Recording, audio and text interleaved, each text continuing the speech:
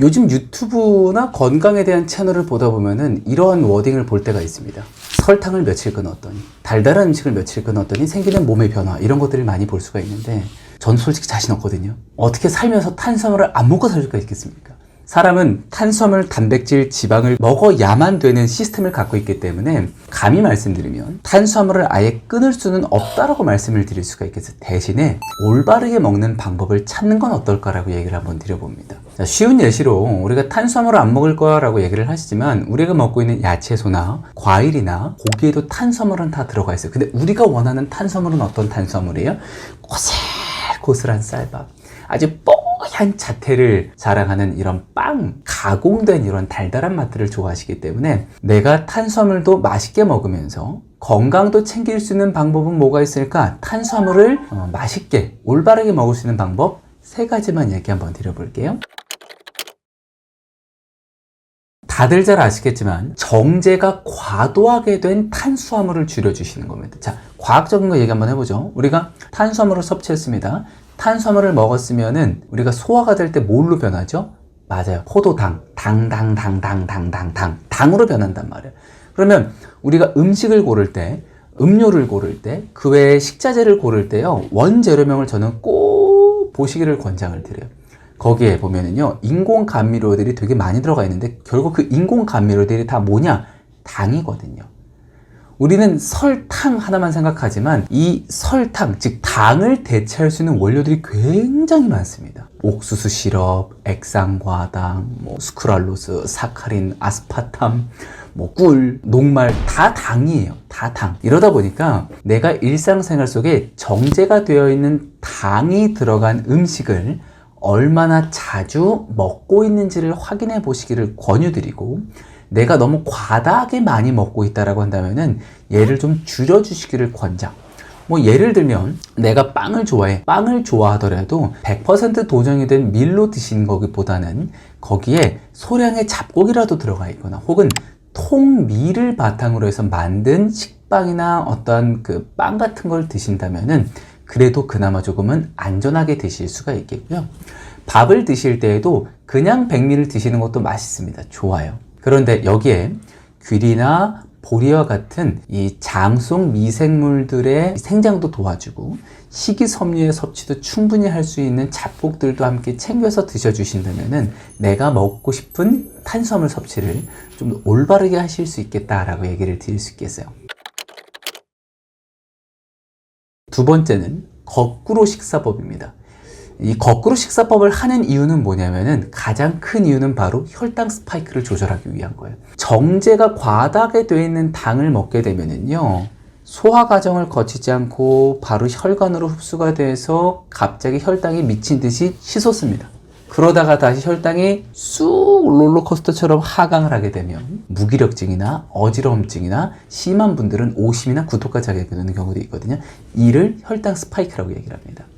이 혈당 스파이크를 조절함과 동시에 우리가 생활 속에서 소화도 편하게 될 수 있도록 드실 수 있기 위한 방법.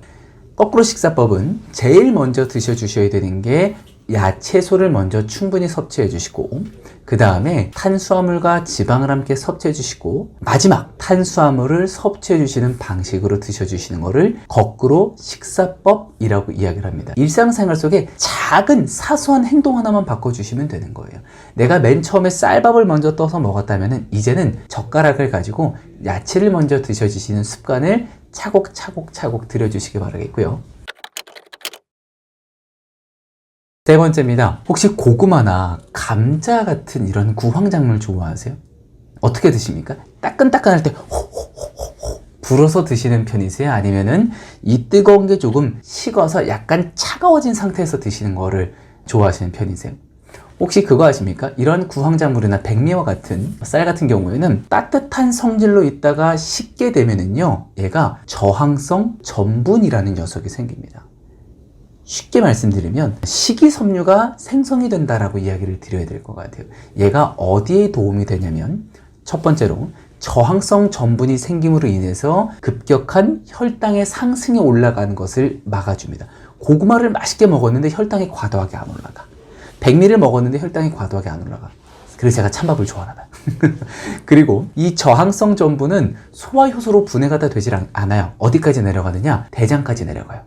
대장까지 내려가서 누구의 먹이가 되냐면 장 속에 살고 있는 미생물의 먹이도 됩니다. 그래서 내가 뜨겁게 먹는 구황작물들이죠. 고구마나 감자 혹은 호호 불면 이 백미 같은 것들. 너무 뜨거울 때 먹는 것도 괜찮지만 내가 회사에서 같이 회식하는데 그렇게까지 신경 쓸 수는 없고 집에서 이렇게 간식 먹을 때는 너무 뜨거운 상태보다는 약간 식힌 상태에서 드셔주시는 거를 권장을 드리겠습니다. 탄수화물은요 끊을 수가 없어요. 어떻게 끊습니까? 대신에 먹는 양을 조절을 해주시고 내 건강에 이점이 되는 원료를 가지고 만든 이러한 식품들, 음식들을 찾아주시길 바라겠습니다.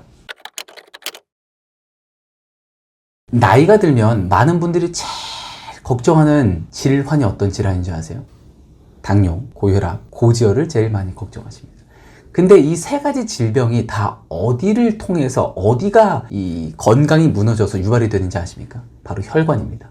젊어서부터 생을 마감하는 그 순간까지 혈관이 튼튼해야 질병을 예방할 수 있다고 얘기하시는 분들도 많이 계십니다. 그런데 요즘 우리나라 사람들의 식습관이나 전 세계의 사람들의 식습관을 보게 되다 보면요, 고혈압 환자도 정말 이런 단어가 맞을지 모르겠지만 미친 듯이 폭증하고 있고요.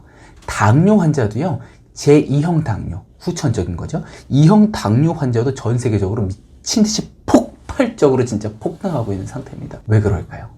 저는 첫 번째 원인으로 특히나 우리나라 사람들의 식습관을 집중해서 말씀을 드리면 우리나라 사람들이요, 기름에 튀긴 거 굉장히 좋아합니다.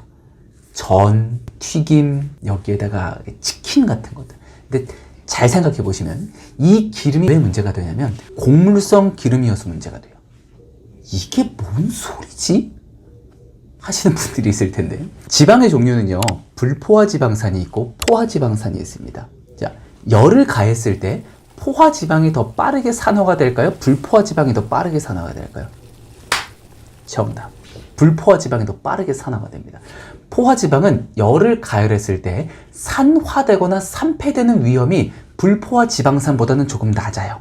그런데 불포화지방산은요, 강한 불을 가열했을 때 어떻게 돼요? 금방 타버려요. 그래서 집에서 실험을 한번 해보세요. 식용유를 싹 붓고요, 거기에다가 불을 고열로 한 2분 정도만 강하게 가열해 보세요. 기름에서 무슨 일이 일어나는지. 하얗게 연기가 올라오는 게 볼 수 있을 겁니다. 타고 있는 거예요. 근데 우리는 어떤 음식을 먹고 있어요? 이렇게 곡물성 기름, 그냥 얘기해도 괜찮겠죠? 해바라기, 포도, 카놀라, 그 다음에 콩기름 등등 이런 기름들을 가지고요, 맛있다고 고온에다가 팔팔팔팔 지글지글 튀기고 볶습니다.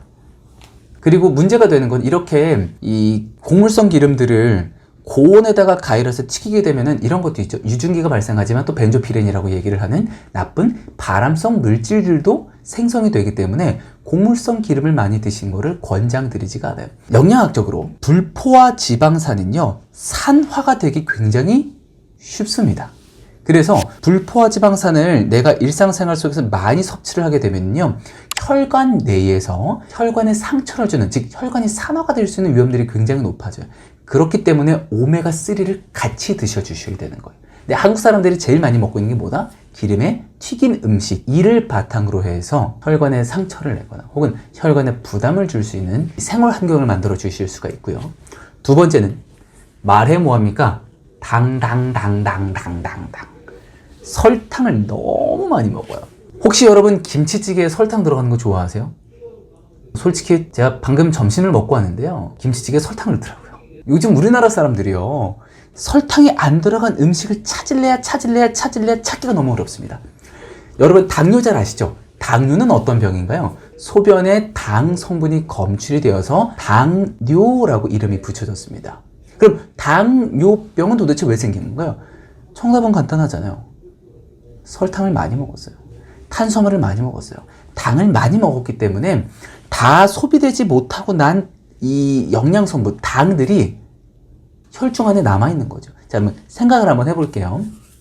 고혈압 있으시고 당뇨 있으신 분들은 대부분 이해를 하시는데, 설탕을 많이 먹었습니다. 그럼 우리 혈액은요, 유하게 흘러야 됩니까? 아니면 끈적끈적한 상태로 흘러야 됩니까? 유순하게 흐르는 강물처럼 흘러야 되는데, 당이 많이 들어가면 어떻게 돼요? 혈액의 순환 속도가 늦어지면서 끈적끈적해지죠. 무슨 일이 일어날까요? 심장은 이 혈액을 모세혈관, 손끝부터 발끝까지 전달을 해야 되는 의무가 있습니다. 근데 피가 끈적끈적한 무슨 일이 생겨요? 혈액순환이 더뎌지잖아. 그럼 심장은 무슨 일을 해요?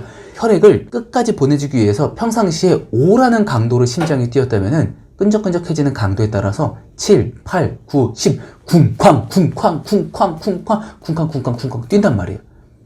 혈액 안에는요, 적혈구부터 시작해서 백혈구, 다양한 이러한 세포들이 있습니다. 근데 적혈구가 유순하게 흐를 때가 있고요, 심장이 빨리 뛰어가지고 진짜 속도를 주체하지 못할 만큼 흐를 때가 있어요. 그럼 이때 혈관벽을 다다다다다다다다 이런 세포들이나 적혈구들이 때리면서 지나갑니다. 그럼 혈관벽에 뭐가 생길까요? 상처가 생기겠죠. 상처. 그럼 또 상처를 복구하기 위해서 콜레스테롤이라고 녀석들이 또 출동을 하게 됩니다. 다들 알고 계시죠? HDL 콜레스테롤과 LDL 콜레스테롤이라는 녀석이 출동을 하게 됩니다. 그러면 혈관 내의 상처를 수복하기 위해서 HDL 콜레스테롤이 LDL 콜레스테롤을 싣고 와서 떨어뜨려줘요. 혈관이 아야 아파 수복을 해서 치료를 해서 나 일 다 끝났으니까 퇴근 좀 할 수 있게 좀 데려가 주세요. 전화를 하는데 HDL 콜레스테롤이 오질 않네. 그러다 보니까 어떻게 돼요? 퇴근하지 못하고 나니까 다 상처가 아문 그 혈관 내에 계속 LDL 콜레스테롤이 쌓이면서 죽상경화증이라고 얘기할 수 있는 일들이 생기게 됩니다. 그래서 이런 혈관 상처가 생겨서 죽상경화증이 생겼어.